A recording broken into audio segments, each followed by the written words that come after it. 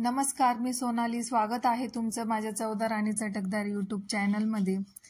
तर आज मी मस्त गावाकडील खानदेशी गावरान पद्धतीची रेसिपी मी आज तुमच्यासोबत शेअर करणार आहे.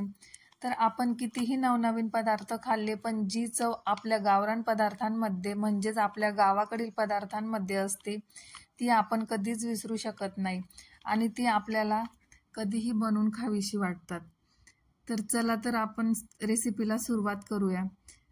सर्वात पहिले मी 2 मोठ्या आकाराचे कांदे घेतले. त्याची साल काढून त्यांना बारीक चिरून घ्यायचे. दोन्ही कांदे मी बारीक चिरून घेतले.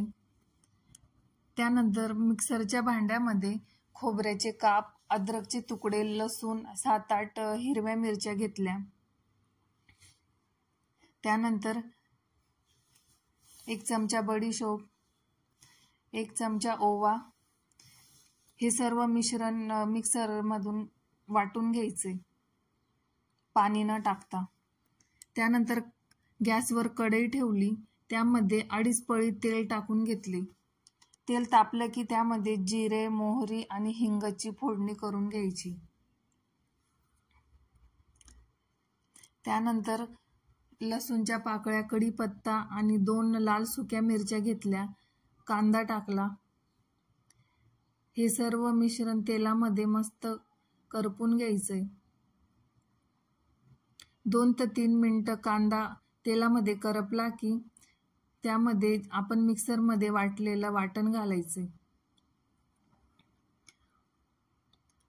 वाटण टाकून पुन्हा 1 ते 2 मिनिटं तेलामध्ये करपून घ्यायचे. त्यानंतर हळद टाकली. त्यानंतर 2 ग्लास पाणी घातले.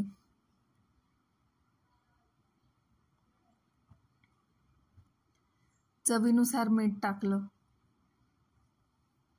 पाण्याला उकळी आली की एका हाताने बेसनाचं पीठ टाकून एका हाताने जे आपल्या घोटायची रवी असते त्याच्याने व्यवस्थित मिक्स करत राहायचंय आणि एका हाताने पीठ टाकत राहायचंय. मिश्रण चांगलं घोटून घ्यायचंय जेणेकरून जास्तीच्या गठोळ्या आपल्याला मिश्रणामध्ये होऊ द्यायच्या नाही. मिश्रण व्यवस्थित मिक्स झालेलं आहे. त्यानंतर झाकण ठेवून 2 ते 3 मिनिटं वाफवून घ्यायचे. पिठलं शिजलेलं आहे आपलं. त्यानंतर कोथिंबीर टाकून मिक्स करून घ्यायचं पुन्हा. तर तयार आहे आपलं मस्त गावाकडचं घोटलेलं पिठलं.